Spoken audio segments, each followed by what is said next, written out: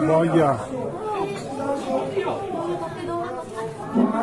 I vortici d'acqua e fango dai Masegni, che come sabbie mobili si sollevano per ritirarsi nel risucchio della pressione così forte da far cadere e trascinare con sé pure le persone che inconsapevoli vi si trovano sopra coi piedi. Madonna mia! Scene da panico questo pomeriggio a Venezia, quando, intorno alle 13:30, c'è stata una vera e propria invasione d'acqua a Canareggio e Lissa di Spagna dalla stazione dei treni, a causa di un importante guasto alla linea dell'acquedotto pubblico. Si tratta della seconda condotta Veritas esplosa in 2 mesi.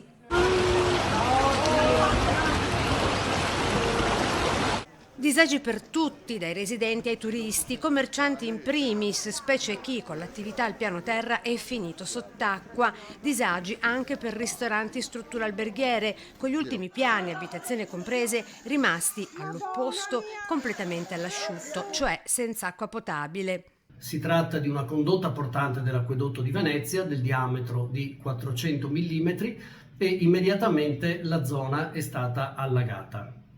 Ci sono stati disagi estesi in tutta la città, soprattutto nella zona immediatamente vicina alla rottura e ai piani più alti che hanno visto una sensibile riduzione della pressione idrica e in alcuni casi sono rimasti senza acqua.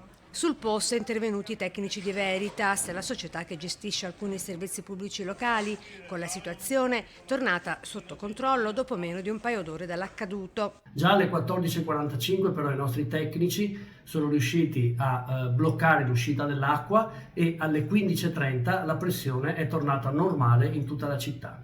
La rottura, spiega Veritas, a causa dell'usura della tubatura dovuta al trascorrere del tempo. Nelle prossime ore i tecnici ripareranno la falla.